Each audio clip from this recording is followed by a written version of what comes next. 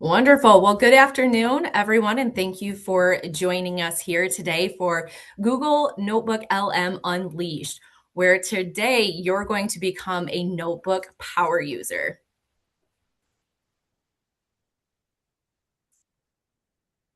One of the things that people, I guess, I'm upset about. If you've known me in these webinars, I love AI. It's like all I live for, and everybody's always bashing AI.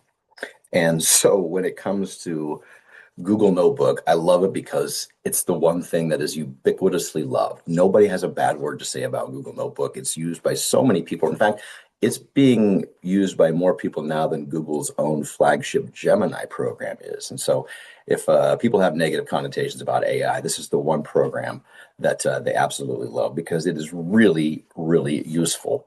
So, today, we've got a webinar for you so you can become a power user, like Jade said. And you're going to need Google Notebook. If you don't have it, pretty straightforward to get it. If you have a Gmail account, you have access to go to Google Notebook, and you can go to the website there on the screen, notebooklm.google.com, and you can start a notebook right there. A lot of the features we're going to show today in this webinar are exclusive to paid Google Pro account users. Everybody wants your $20, whether it's OpenAI or Claude or Google. And so we're going to be using a Google Pro account for this. If you have a free account, you can still do up to 100 notebooks, and you can still do 50 sources per notebook.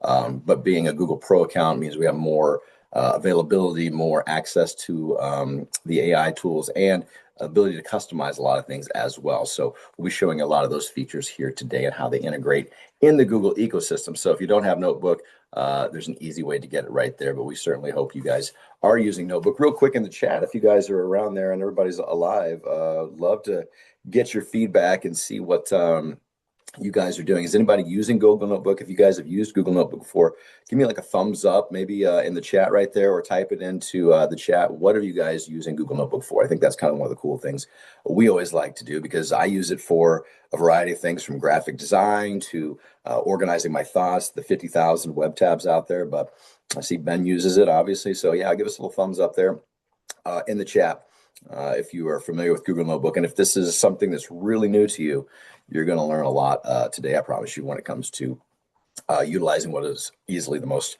powerful software out there. So we're going to be building a bunch of stuff today, and I'll just kind of blast over that real quick. With Google Notebook, we're going to be able to create some new things in addition to some of the stuff we've done before. We used to do podcasts and some reports and things like that.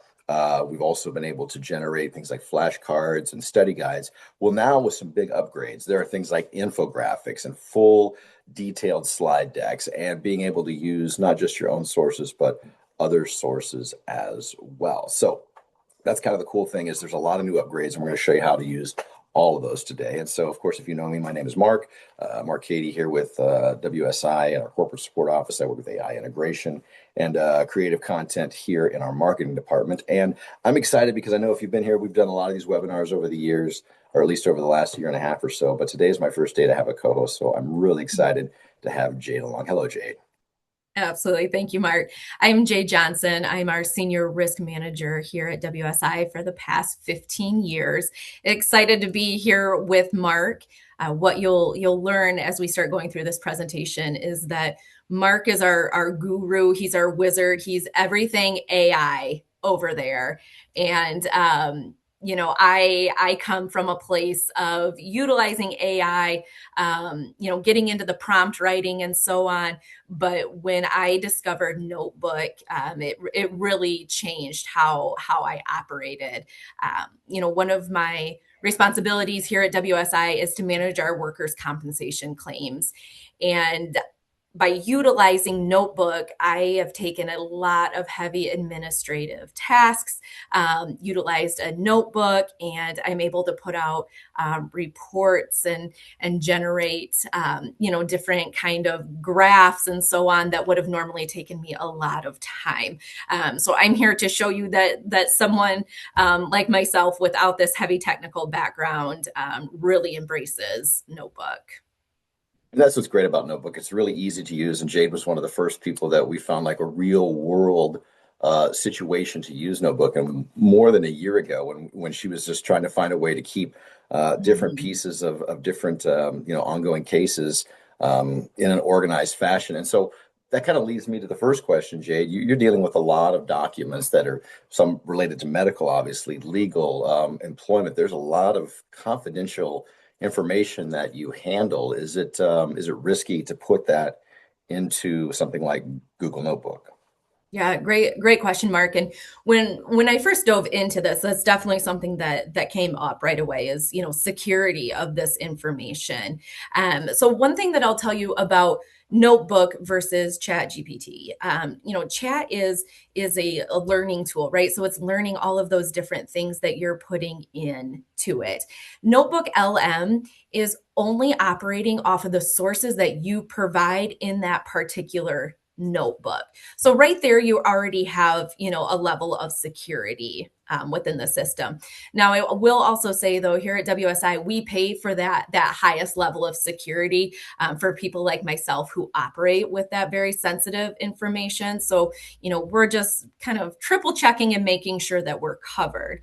But moving forward, anyone who operates with sensitive information, we highly recommend work with your HR team, work with your legal team, just to make sure that you are covered before you start putting in sensitive information.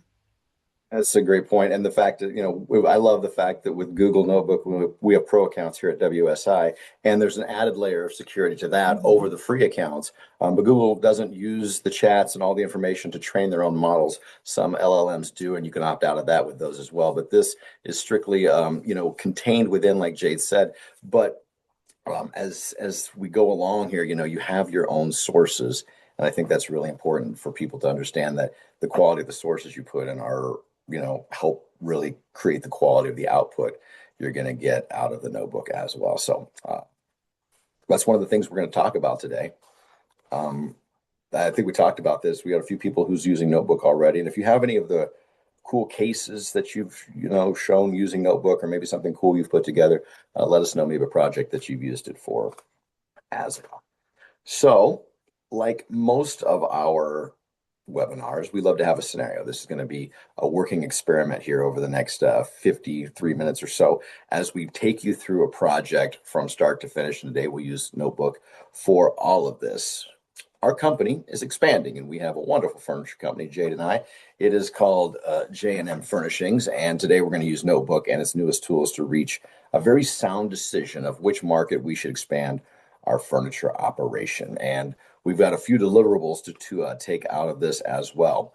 Now, we have to pick between three cities: Denver, Dallas, or Nashville. And we're going to deliver, our big deliverable is a highly detailed graphic executive report and a script for our boss, Janice. And on the last part of this presentation will also be a video. So imagine this: Janice has to go out in front of our 1,000 employees here at the furniture company, and kind of like Steve Jobs doing a big product release, right? Remember that back in the day. So he's going to have a big screen right behind Janice. She's going to have a big screen that's going to have imagery that's going to support what she's saying. She's going to be delivering her remarks off a teleprompter that only she can see up here.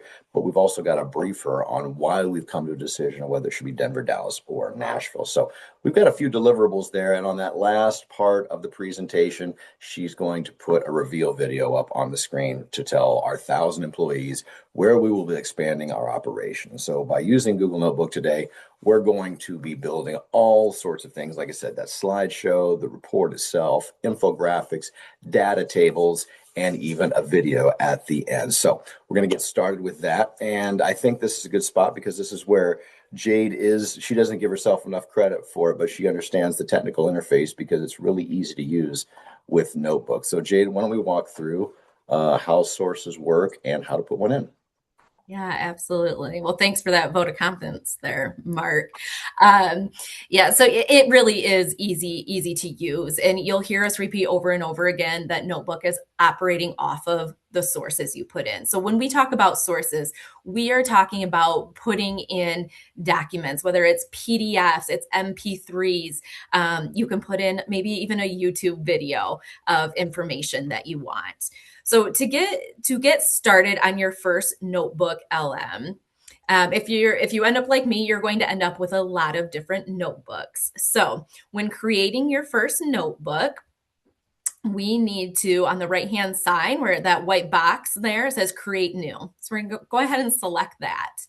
And this is where we need to title our first notebook. So Mark, throw in any title that relates to this project.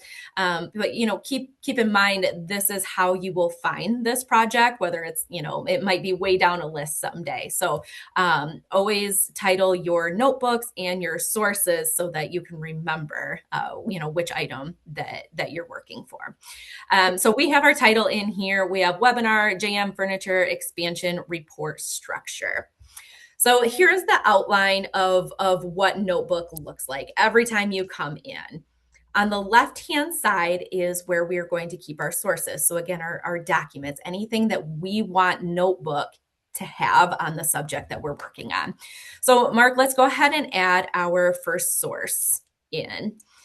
So when we look at this project, we need to tell Notebook a little bit about us. So for the purpose of this live presentation, we've already created a prompt for this.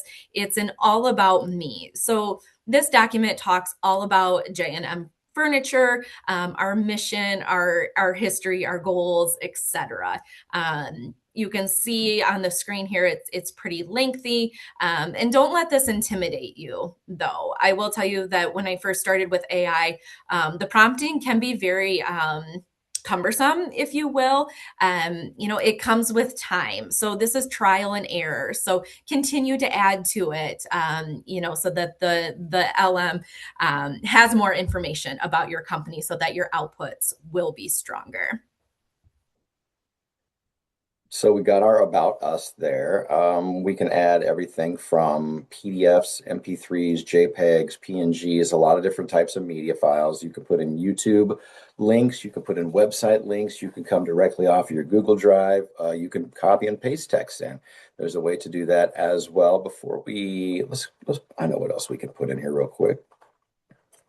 Add in a logo, Mark. Yeah, let's put in our JM logo there, JM Furnishings logo. So that you can tell is an image right there. So it's going to ingest that. And so we'll let that kind of cook in there for just a second. So we've got that. And these are just an example of putting the sources in that you trust, right? So everything that you put in is the only thing that this chat bot here in the middle is going to read off of. But one of the new upgrades to Google Notebook is to be able for having Notebook to be able to go out there and get the sources for you. And so now you have this little web search box right here, which is new. And so you can either check your Google Drive for everything, or you can use the World Wide Web. And so previously it wasn't going out there into the web and finding just random things for you. But now that's exactly what it can do if you choose for it to do that. And so real quick here, you can see our JM logo. This is a cool little trick, by the way. If you ever want to pull text out of a PDF, you can put it into a notebook and you can have all the text from the PDF transcripted out for you. And if you have images in a PDF that you want to break out and save somewhere, it'll also break out the images and you can right click and save the image and have access to that out of a PDF. Cool little trick right there. So anyway, we have two sources, but we need much more to be able to formulate our decision of where we're going to move to. So today we have some pre-made templates here of prompts, and you'll have access to these at the conclusion of today's webinar. So here's our prompts, and we're going to start first with our sourcing prompt. And this is like Jade said, I'm a good prompter, but we know the basics, right? We tell it what it's supposed to be, what we want the output to be, what its task is, and some parameters. And then use AI to take your prompt and put it back in and say, now, can you enhance this prompt? And that's why you're going to find these very highly detailed prompts that I've written to use today. So it's just one more step on top of getting your prompt put together, is to ask it to be enhanced by AI. So this is going to go through and go on the web and find the Bureau of Labor Statistics, the U.S. Census Bureau, income. It's going to talk about housing supplies, natural resources, furniture, transportation, all the things that pertain to making an informed decision of where we're going to be relocating or building our new operation, I should say, an expansion. So all we're going to do is copy this prompt right here. And again, you guys will have access to that at the end for an example. And we're not going to add it as a source this time. We're going to come down here to web, and we can go fast research or deep research, which would be a much more in-depth look at some of the requests that we're making. So we're going to put that in there as a prompt. Good times, good times. And I'm going to go ahead and hit the deep research button. And we're going to let that roll out for just a second. So, like I said, this is a brand new feature that's happened. And so you can go have Notebook find the sources. Maybe you don't know anything about goat farming, and you don't even know where to start. So have Notebook go out there and search YouTube sources or websites or expert goat farming, all these magical places that you can go out there and find sources. And what happens is it'll take a few minutes for it to go through and do all of that research. And it says, feel free to leave. And so once we're out of here, we have a little bit of our output example here. I'll show you right here. Here's a deep research report that came back from our prompt. And this is all about the luxury furniture market. We've learned about all three of our markets, Dallas, Denver, and Nashville. Uh, Everything we need to know. We've got information and data in here and tables, pros and cons of each market, how long the last mile of delivery is. If you know anything about products, the last mile is where all the expense comes from. But there's an enormous amount of data here in our deep research report that came back. And so when it produced it over here in our media side over here in our studio, we just essentially just ran that back into and imported that. So when it comes back, and it might be done, I would suspect this. I love that Google's having issues today.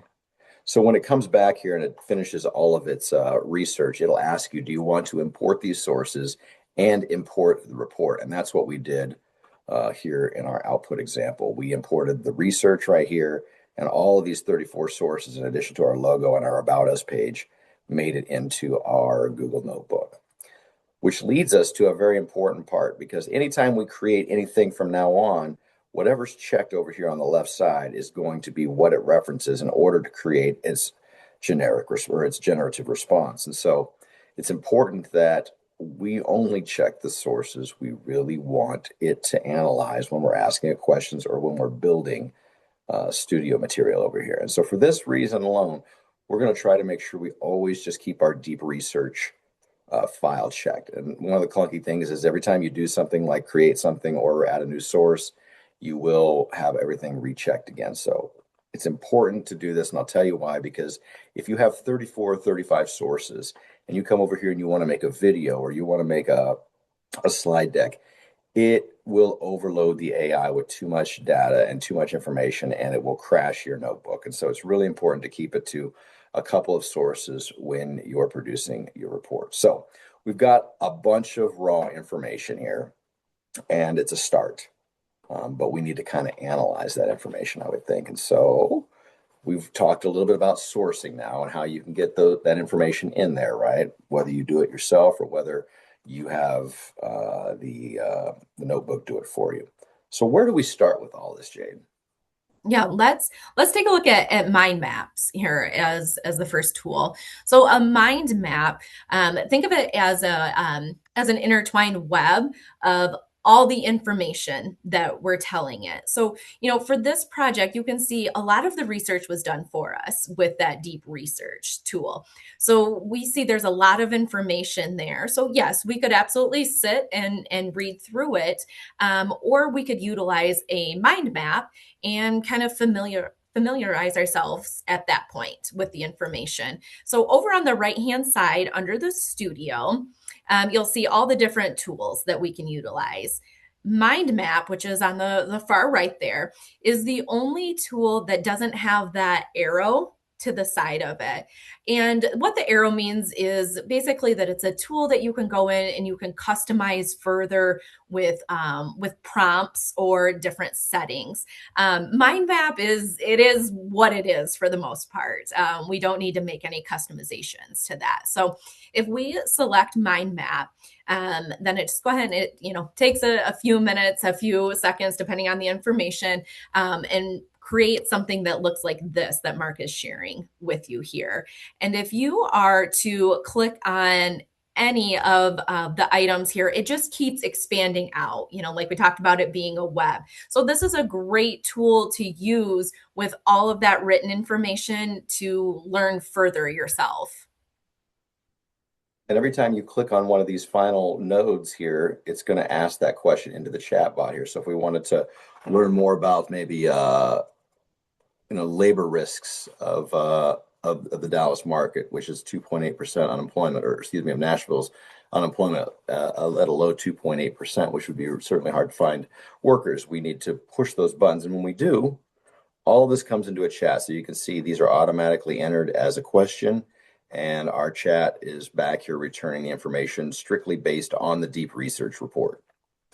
And that's the only thing that's checked in here. So that's the only thing it can pull from. If everything was checked, it could go back and find those sources. So now that we have all this cool little extra information that we've asked and received and found all kinds of new information about Jade, what do we do with it?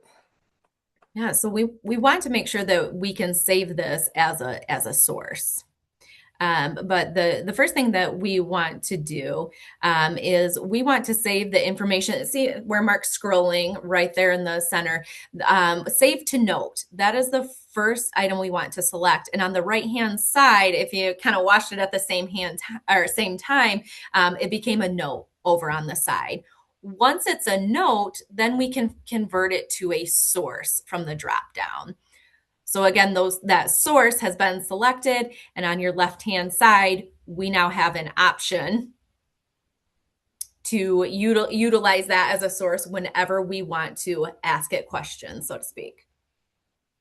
And it rechecked all the boxes again. So we want to make sure before we create anything, we're going to uncheck it just so we can only ask questions of the overall deep research project at this point. So now we've got all kinds of extra cool sources, which is fun. And that's a good example of mind mapping. So if you don't know where to start, maybe you've got 50 tabs or it's just overwhelming with information, or you just don't know the start of the subject. A mind map is a great way to start having Notebook connect the dots for you, right? Kind of a GPS a little bit for your system. So it seems like we've got this massive report, all the information we need now. Yep. I think we can probably build a report, right? Absolutely. So reporting is my favorite tool actually of Notebook LM. I love the report tool strictly for what I do with. Let's go back to workers' compensation. So some of these claims we have multiple at one time, and there can be a lot of information in them. So part of my responsibility is to communicate. Maybe it's internal staff or it's our insurance company or lawyers, whatever it may be. I used to spend a lot of time, Mark. It could take even a full morning or a full afternoon just sitting down and pulling all of these sources. Essentially, everything that you're seeing on the left-hand side would be documents that I had saved. And if I'm trying to put together an executive, summary for an insurance company, I am sorting through all of those things. I'm even handwriting notes, before I then physically go and type out a report for somebody. Now I save claims as individual notebooks. I am always inputting the information in, and within minutes, I can have a report generated. So we're talking the matter of minutes versus hours before. So reporting is, again, probably my favorite tool. And if you're a new user or you plan to use, I highly recommend that you start with reporting. So we have a predetermined prompt that we've written for our report generation here today. I should have probably made that a favorite, but everybody can see it's here sorry about that. So we have an executive report script right here. And if you look at this, it's basically saying create a 5-part executive report written as a teleprompter script. So what we want is we want to be able to inform Janice of the information, and then we want to be able to put her script on there as well so that she knows what she's going to be saying. And then we're also going to put the slide information that's going to be on the slide behind her up there as well. So she knows that section 1 will be why we're expanding. Section 2 is about Dallas. Section 3, Denver. Section 4, Nashville. And finally, the last decision is the reveal. And so we know all of these things that we want to have her do in our report. And so we'll just take our prompt here today that we have predetermined, and we're going to come over here again. Don't let everything be checked. That's right. Always check your sources. Just what we want here right now out of our deep research report. So we'll come to reports. And there's a lot of choices here. There are a lot of choices here. Now, for me personally, I always create my own, and that is strictly because I know what I'm looking for. I know what I want the outcome or the output to be for the certain audience that I'm creating my report for. So Mark, I will recommend create your own for this as well. We'll use that prompt in there. But again, a new user, absolutely play around with those other options as well. Our prompt, it's all in there, and this is the full executive report, and we will hit generate. And so remember, we had the deep research report. That was all the facts, everything that we needed to learn about our markets. This is the report we're actually going to give to our boss as an example. And so when it comes out, we have this executive report right here. And as you can see here, we have the next chapter. There's part one right there. There's the teleprompter script for Janice. There's the slide content right there. So it is written out the entire report as we need it. And so what we're going to do is we're just going to simply copy this, and we're going to take it over to a document, and we're going to start building this document from scratch. So let's talk about furniture expansion for Janice. So what we'll do is we'll start with that, and what we'll do is we'll just paste in what we just got from Notebook. And it's already got some formatting to it. Not bad. Pretty straightforward, black and white, but efficient. I like it.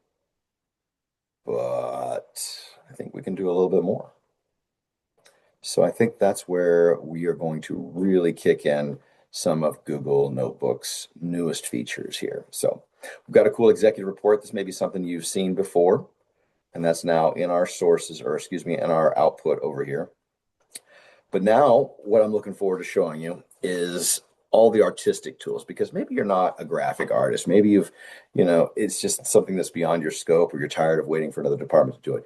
The new infographic tool on Notebook is probably one of my favorite things, and it's what got me re-energized about Notebook just a couple of months ago. Imagine turning all of the sources or any of the sources into an informative, highly artistic infographic. And this is one way to spice up your reports, your slide decks, and a whole lot more, because whatever you can imagine, whatever information you need to convey, you can do it in the infographic panel.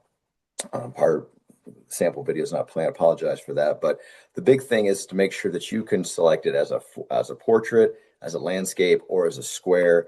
And we want to make sure that all the design elements in the infographic are exactly as we want them. And so again, we come over here to our notebook, and we see we're going to just have our deep research report selected.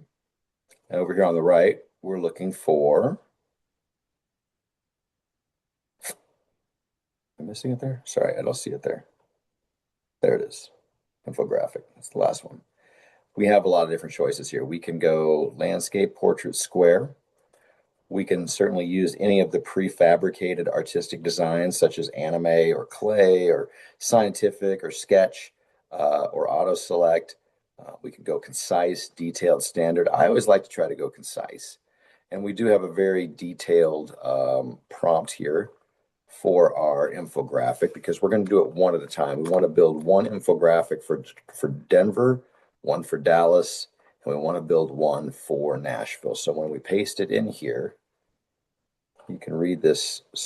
It says we're creating a single market luxury manufacturing infographic, 16 by 9. That's widescreen, and it's going to be for Dallas, Texas. And it talks about all the things we want: the typography, the color palette, the image style, and the content that we want in there as far as metrics go. And 2 to 3 metrics max, some of the things like wages, some of the things like any of the obstacles we want. We can all put it in our prompt and be highly detailed. And so once we hit generate, it's only based on one source right now. So I'm going to go ahead and cook it, even though I know that it might take a couple minutes to do that. If I come down here, I'll show you one that's already been finalized here. If I can, I always get, but it's really nice to label these for what they are sometimes if you get a lot of output. But here is a prime example of our output infographic. And so we see our employment base, we see our growth, how much the industrial rent is, and pretty cool, right? So we're going to be able to take this and save it as a graphic, and we can just insert that into our report here. So I should do that real quick. Um, While you're doing that, Mark, I just want to add in, I have no artistic ability or background whatsoever. And, I can go in and do something like this. It may take me just multiple tries, but just keep that in mind. You can keep editing and reworking through that. You can't break the system here. So, everything really goes back to prompting still. So just remember to keep trying and keep editing if you're not getting the look that you want. you can make it as wildly themed as you possibly can imagine. I mean, we've done everything from Star Wars themes to, I mean, whatever you can imagine and you can put into words, it will create the slideshow based on that. So there's our infographic. We're starting to, we've got the report. We're sliding all this in. At this time, I'm going to get out of our sample here as we're building it and show you kind of what happens after we put all the infographics in and we do a little bit of formatting and making it look really good for Janice. And so if we go to view here, view mode, viewing, this is our final report here. So we've got our logo we placed in there. We've formatted a little bit. We've highlighted her prompter script. We've bolded the slide so she knows what's going to be on the slide. And then there's our infographics for Dallas. Here's our infographic for Denver, and so on and so forth. And with this report too, Janice likes things concise, so we can just close those sections up here in our report. But there's one thing in this report that's really cool that I want to show you. I know hopefully we can just do it in a couple minutes here, and we'll be hitting around our half-hour point. But right here, we have an actual table in here of data, spreadsheet, little blocks put in here talking about how many jobs are available, access to labor, wages. We could put anything we want in this, but this is what's called a data table. And this is something that I'm really excited about because imagine these 54 sources over here on the left side of your screen that are all in here. And yet we want to somehow quantify all of this information. We want to be able to put it into a spreadsheet. I know a lot of you like spreadsheets. Well, we have data table over here as well, which means we can use a prompt just like anything else here, data table prompt. And this is basically saying, hey, we want to find out all the pertinent information about these markets. And so if I make sure that only my right sources, that I'm just going to paste that prompt in there. And when I hit generate, I get this market comparison. And this is cool. This is actual data. This is our 3 markets with everything we want to know about them, from how close they are to the highway, how close we can get wood, what's the annual income, all of these cool things about our markets. And we can just export that straight into Google Sheets and then download it as a spreadsheet if we want to work with it that way. And when we put it into Sheets, boom, just like that, everything goes into an awesome spreadsheet. And now when it's in this form, if you know how to manipulate data, there's a lot of things you can do with this. You could throw this back into your notebook as well as a source. So that's just using data table. And what we've done is we've just copied here in the final report, we just copied these markets in and just pasted this information right here. And when you paste it off of that spreadsheet, it'll ask if you want to link directly to the Google Sheet. You can do that so that if any information changes on that Google Sheet, it'll change right here in the report live as well, because it's all linked in there. So this is our report to Janice. I think it's all there. It feels like it's all there. All the information we need is there. Looks like it's all there. I feel good about it. So Yep. cool. That's one deliverable. Yay. So that's the prompter. We've got her with her text. We've got her understanding what decision we're going to make when it comes to our expansion. And we've got all the data that's kind of contained within as well. So she has some facts and figures. But what we need is the slide deck behind her playing so that it's got a little flair to it. So what we want to do is demonstrate this new tool, all of its capabilities, because this thing has really upgraded itself, and how you can fix something if AI does something wrong on your slides. So like I said, it's really cool that you can either make it for being something that's going to run behind a speaker or something to just inform people. But you can see the example there. So let's go over to our notebook and let's just take a moment to make sure that the right box is checked. We see slide deck right here. And we're going to hit our edit button. Now, do we want presenter slides or a detailed deck, Jade? No, I like this option here, Mark. For this, we want presenter slides. We want it to be shorter, concise, a visual behind Janice. But the detailed deck is also a really great feature too. Whether you're presenting to your team or to your executive team, creating those decks with more detail is also a really, really good tool. So for the sake of time in this presentation, we need to stick to the presenter slide, but I really recommend that everybody does go in and look at detailed deck as well. Yeah, and it's really great. I mean, I think of salespeople, right? This is something you may Right. just send to a client as a detailed deck, as a PDF when you're done with it. And then when you get in and you make the sale or you're trying to make the sale, you'd have something more of a presenter slide running Yes. behind you as you talk about your sales. So we have a slide deck prompt, obviously, also put into play here. And we've got slide 1 dictated, slide 2 is Dallas, slide 3 is Denver, slide 4 is Nashville, slide 5 is a transition that says the winner is, and slide 6 is the reveal, and slide 7 is a branding moment, and slide 8 is a close. We want an 8-slide deck, and we're just going to copy our prompt. And we've talked about, there's some wording in here. Obviously, we've got it very detailed of what we want it to say, including some of our facts. So we're just going to go ahead and copy that, and we could just paste that right in here. Now remember, there's a 10,000 character limit with these prompts in a Google Pro account. So 10,000 characters inside the prompt. So whatever you get your prompt to be developed as, make sure it stays within those parameters. And then you'd hit generate. And when you do, you get a slide deck. And so here's what we ended up with. There's the opening slide of where we might be headed and some of its benefits for each one. We'll talk on slide 2 specifically about the benefits of Dallas and the cons. Slide 3, Janice will talk about Denver and its abilities. Slide 4, as she's talking, we'll talk about Nashville. And then finally, slide 5 will be a winner tease, and this is where we'll insert our video that will reveal the winner, which, of course, spoiler alert, is Dallas Fort Worth. So Janice will highlight that while she's talking. There, as she starts to wrap up, we'll have a nice heartfelt branding message. We'll throw the logo up, and we are out. Get to work, people. So that's the plan. We've got an awesome slideshow here. And just to show you, how we customize this, you can, of course, download this as a PDF, or you can download it as a PowerPoint in case you needed to do some manipulations to it when it comes to maybe adding a graphic or a logo to it. You can't change the text on there because it's already kind of embedded as an image versus text. But one of the cool things you can do now is you can revise a text. So let's just say maybe on Denver here, that we want to change high wealth migration patterns to something else. We didn't like the word. We could hit revise, and we can write here on slide 3 say change high wealth migration patterns to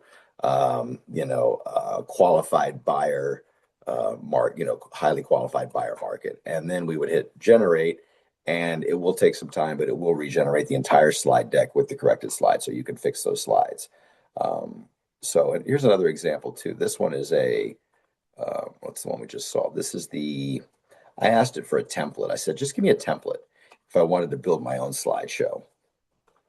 And so it built in sort of a slideshow, template. We could do images here with, headline twos with placeholder text or whatever the case may be. There's a lot of cool slide design ideas that we could certainly duplicate as well. And we could probably get it to just give us blank slides, which would be pretty awesome. And we could just create our own slideshow if we wanted to. One of the things you might notice in this slide deck is down here at the bottom where it says NotebookLM. You got a little watermark there. And if you come back to the infographics as well, you got this little watermark down here. And people, you kind of want to get rid of that. So I'm going to show you real quick a little trick here. Let's just take our downloaded image here. And if you're on just a regular PC, you can just open an image. So the infographic, you'll just open on your regular image viewer on your computer, hit the edit button, and there's an AI eraser in here. Come down here with that AI eraser and just lightly hit that corner. Give it a second. Boop. All done. Save it. And now we've got our watermark out of our infographic. If you want to do it to the entire slide deck, there's a little bit of a slide here on the backside of our presentation today that will take you to a website where you can upload the entire PowerPoint, and it will immediately remove all those watermarks off the slide template as well. So that link is included here in our presentation today. So we've got our slides, we've got our script, we've got our report. Last thing we really need to do is sort of make it all cinematic and build to the big reveal, right? So as Janice is delivering a remark, she's going to build to this moment where she's going to tell our 1,000 employees where we're expanding our furniture operation, and we want this to be in a reveal video. And so again, we have a video tool that works just like the others. There's a little button right there. You'll click on it and you can choose cinematic, explainer, or a short brief along with artistic styles that are provided there.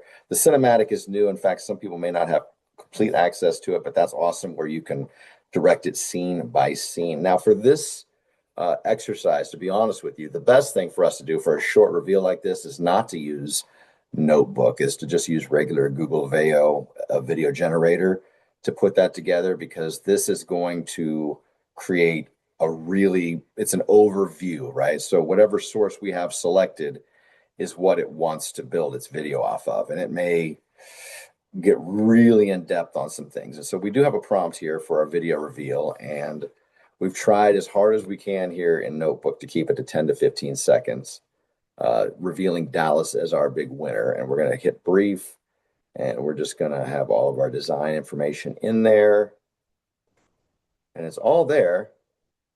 And even when we generate it, though, we're still getting pretty lengthy videos. So like I said, I think the best thing is to probably use a different video generator if we were going to do it for this specific example. But I would, like I said, I don't think you can hear it, but I would like to at least show you a little bit about, when it does its output, it will produce a nice explainer video that can be anywhere between 10 to 15 minutes long to cover all of your sources here on the left, or it can be, a rather short video as well. So looks like that one's having a little bit of trouble playing.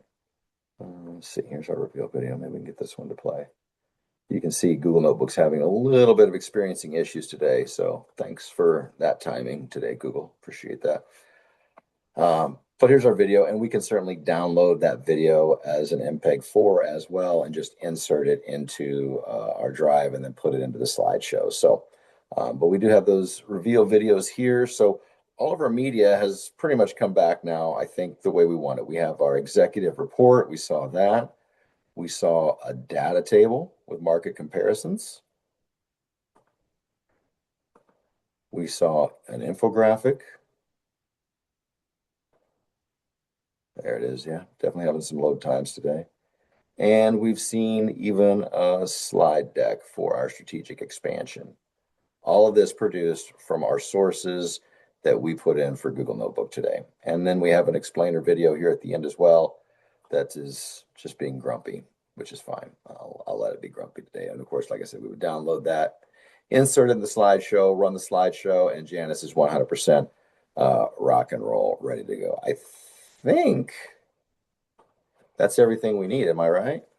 Yeah, I think you hit everything there. I think it's a amazing, Mark, that we started this at 2 o'clock. We're 44 minutes in, and yes, we had pre-generated prompts, right? But look at how much we accomplished in those 44 minutes, and we're explaining as we're doing it. So what started off with an idea, 44 minutes later, now we have slides, we have reports, we have a video. So you can see, once you get familiar with this and you know your prompting and you know what your sources should be, very, very powerful tool to save you a lot of time administratively. I'm a big fan of, like I said, there's 1,000 different ways I use it. And there are even cool like plugins you can use with Google Notebook that work with Chrome, right? So for example, especially with YouTube integration, you can, maybe you have a YouTuber that you really like. For me, and maybe it's home improvement or something, some guy I really trust when it comes to home improvement. With the Google Notebook Chrome extension, and there's a few that's going to be linked here on the back of this presentation today.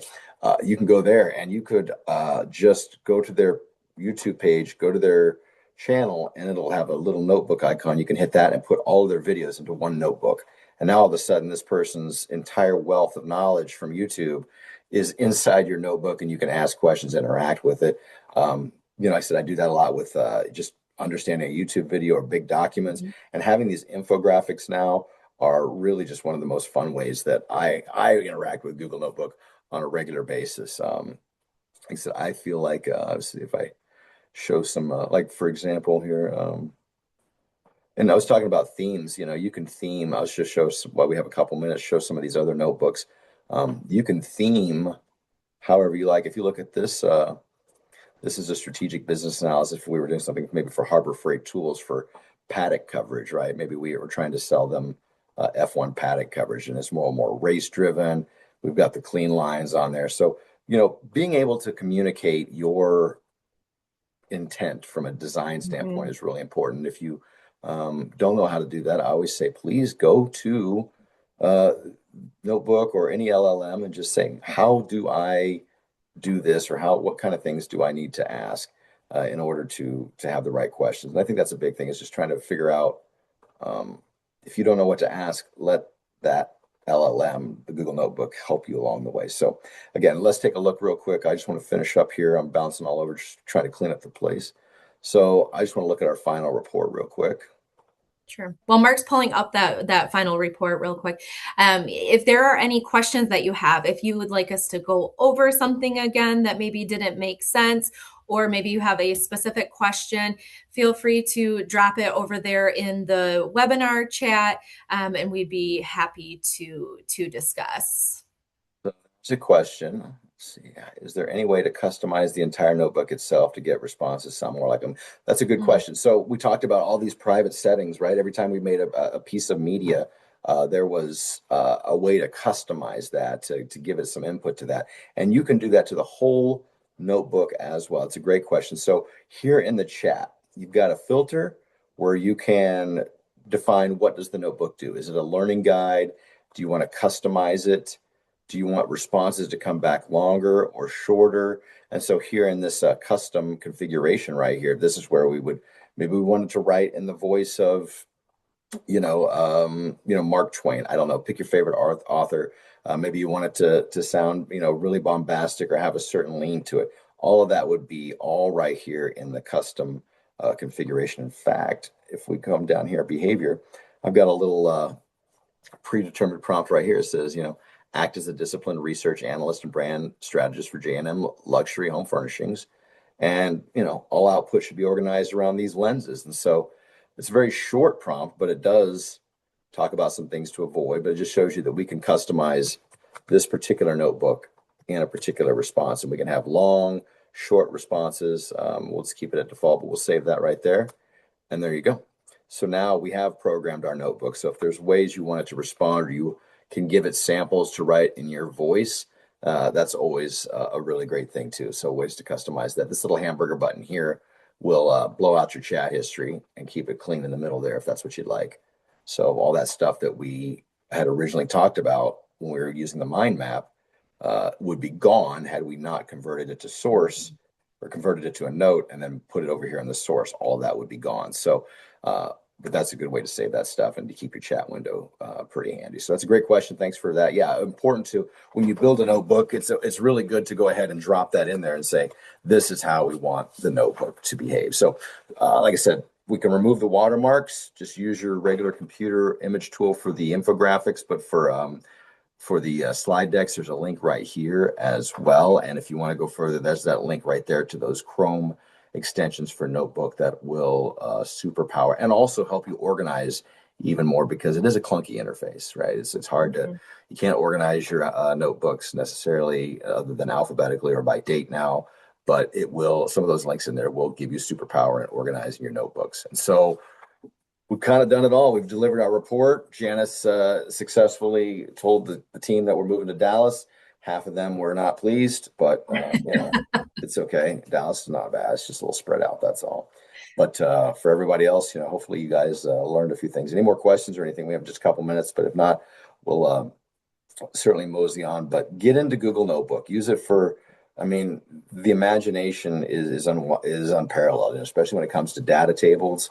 And once you have things in a spreadsheet, a lot of the times, the possibilities from that are endless when it comes to building automations and taking the next step in your AI journey and creating agentic thinking that can read those spreadsheets and do all kinds of stuff with that information. So Jade's a power user.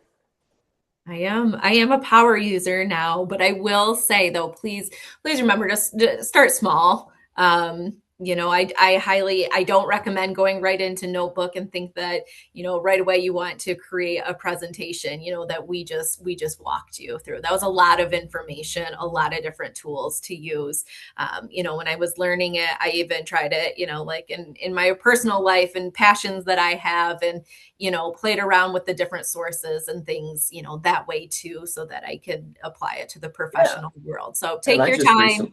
I Yeah. recently used it for spring break, right? I took my girls to Europe Yep. for a week, and there was so many. We went to three cities, so there's everything about what to do in Brussels, Amsterdam, and Cologne, Germany. All of our train tickets, all of our hotel reservations, everything that was involved with the trip. Just like Jade said, if it's involved with the case, it got pasted in here for Mhm. this particular trip. You would keep a different notebook for each case. Is that right, Jade? Is that the best way to do I that? do. I do keep a separate notebook for each case, which is also, a detail that I don't want to miss. You don't want to put the wrong source into the wrong notebook. So, we want to hit again on titling your notebooks correctly, titling your sources correctly as well is huge in this program. Yeah, so like I said, and just being able to create cool infographics to keep everybody on the same page. We're walking around in Brussels. Do you know what to look? We made it like an anime, type theme. So design is really fun. You can go in a million different places, just with your imagination and using all of these things. And so, like I said, there's a million personal ways, a million professional ways to use, but I would say it's the one AI product that nobody ever complains about for the most part. Yep. It's really Yes. useful. So I hope you Yep. guys find some use out of it as well. Jay, thanks for Perfect. hanging out. It was really good. You were great. Yeah, absolutely. Thanks for having me, Mark. I don't see any further questions in here. But of course, I say Mark and I, but again, Mark is the real man behind the scenes here. But we're always happy to help. If you think of something, or maybe there was something you just didn't want to ask in the group, please reach out to us and we're happy to help you through that. Yeah, we'll send a survey out as well. And like I said, it'll have the links to everything you need. And we would certainly love your feedback. It's very important to us. And we'll see you the next one. Thanks, everybody. Absolutely. Thank you. Have a great afternoon.